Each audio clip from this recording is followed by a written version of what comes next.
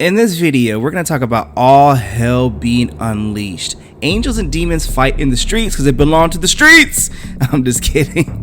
Alrighty there, this is a comic book review of Spawn, issue number 365, The Hell Hath Arisen storyline, brought to you by RatedComics. Let's get to it. So previously in Spawn, the hellish creature that Nyx created is at a standstill while Spawn's forces arrive. So we get a little backstory of this creature just causing smoke, throwing shade, and just causing all this destruction over here. Since the dawn of this planet, there's been an endless battle to see who shall eventually dominate the mortals that ignorantly populate its lands. Hey, I take offense to that, and so do we. But for the most part, jokes aside, this battle waged between the forces of heaven and hell has tried to hide in the shadows. The less humanity knows about their presence of either, the easier it is to manipulate and tempt them. But that was before Nyx, a former human, ascended to the throne of hell. Her greatest flaw, though, is that she's unaware of the rules that have been in place for centuries. She's getting sloppy over here. She wants to take over heaven, and she wants to take over heaven even if it means coming out of the shadows. So the most important thing to stay hidden is to stay hidden. Keep everything to the shadows as much as possible. But Nyx, Hell's new queen, wasn't born for that kind of patience and stealth. Human emotions still course through her body, impulses that mix with newly acquired powers which have already begun to corrupt her. A corruption nearly complete that has her craving total dominance. And the only pathway to that power, she believes, is the annihilation of God and him in the heavens. So before they try to annihilate her, humans, hey, we gotta throw some missiles at this thing, and this thing is just eating the missiles like it's candy, like it's Mr. Beast Festivals or something like that.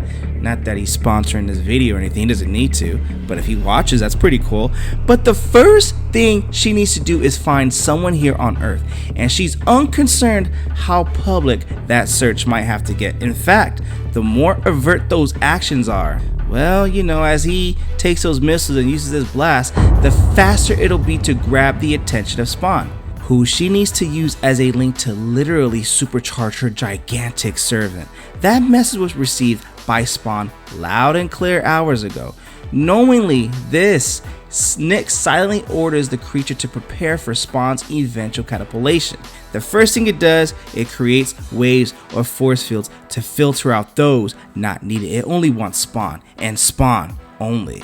And now the energy walls, it's rendered invisible that it's surrounded by. So these airplanes are like, okay, we're gonna line up the target and get ready to launch the rockets one more time. And this creature's like, you better back away from me. You ain't Spawn, and I want Spawn only. So the farthest wall now keeps at bay every form of human military aggression, regardless of its technological prowess. They're aborting mission, and they're boarding it real quick. So Hunt wants to know from a distance, what is this creature doing? And Spawn knows it's locking everything out. It wants me and only me. And Redeemer and Monolith go up into the scene, and Redeemer is like, okay, Spawn, I've gathered the others. What are your orders? He won't let you pass, so hold your positions, alright? Moments later, another heavenly hero swoops in. His name, the Disciple. Hold for what? So it can kill even more? Is that it, Hell Spawn? We're not falling for your lie. That thing's from hell. You want it to succeed, don't you? Don't you want us to stop it? And Hunt, and everyone's kind of giving Spawn like different opinions, and Hunt's like, look, Spawn, I don't know if we're gonna survive this thing, but I'm sure as shit not fighting alongside those two or any other enemies, alright? And Spawn's like, none of you get it. This is a trap. And the Disciple's like, it's barely moving. We have to attack now. And Spawn's like, you guys just don't see it. You can't.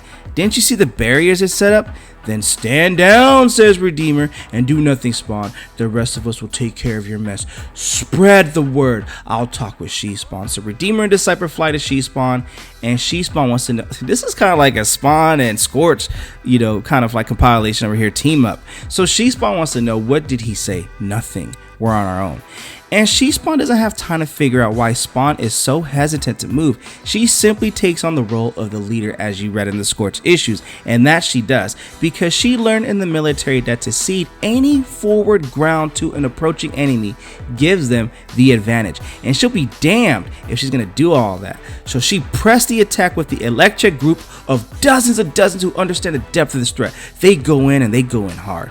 Another day, most in her battalion would be adversaries, but today those differences will be put to the side. And as they get onto the other force field, they start blasting away, and they realize, okay, we're locked out.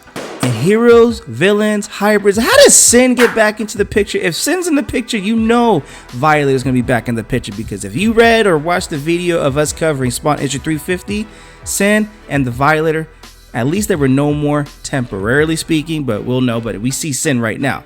So heroes, villains, hybrids, they all make their moves and waves upon it. Wave. Okay, it'll take less than a few minutes for all of them to realize that despite their vast power, none of them will even get near the Titanic creature, and they'll wonder, how do we stop this freaking thing?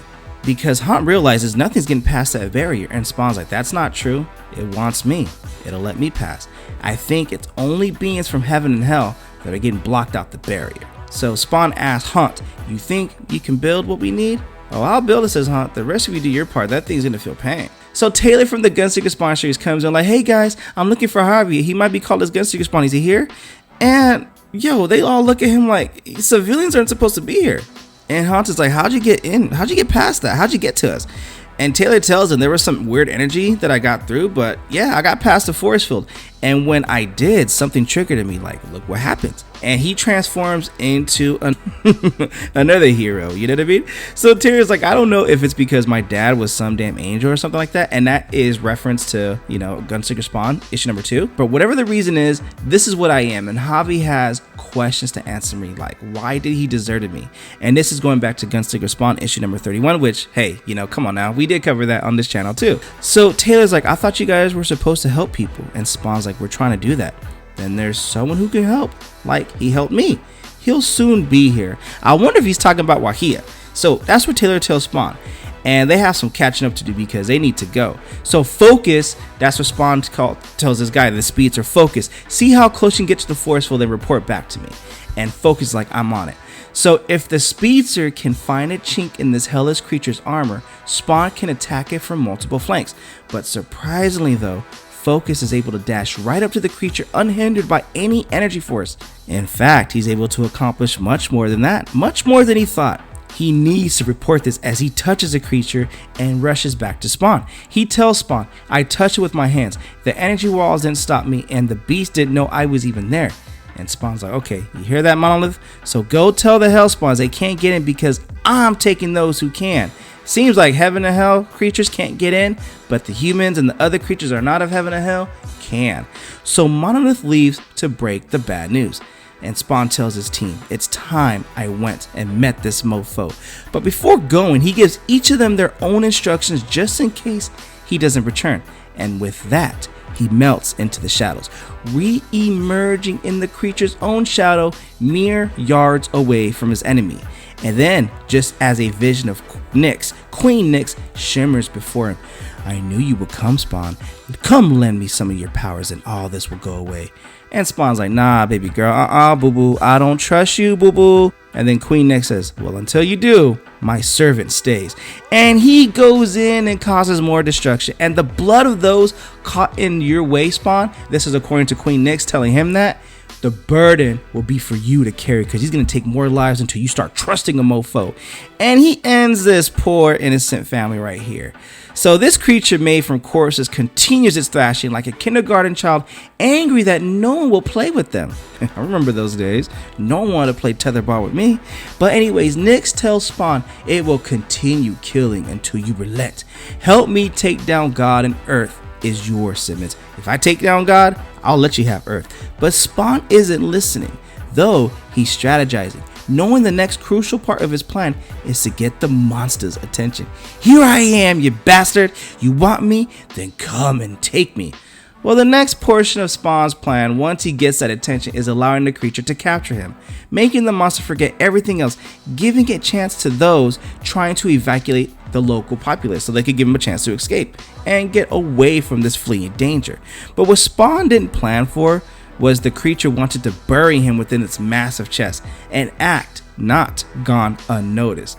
So Hunt and Focus are like, okay, what the hell just happened? I mean, he's putting Brother Spawn into his chest. And Taylor's like, well, look, It's not that easy. You go near it, it will swallow you up whole. So let's see how we can, you know, find this creature's weakness.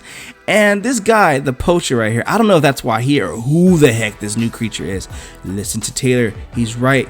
He's already learned the best way to exploit that giant's weakness. Time you learn that lesson too. So says the poacher. And that is the end of Spawn issue number 365.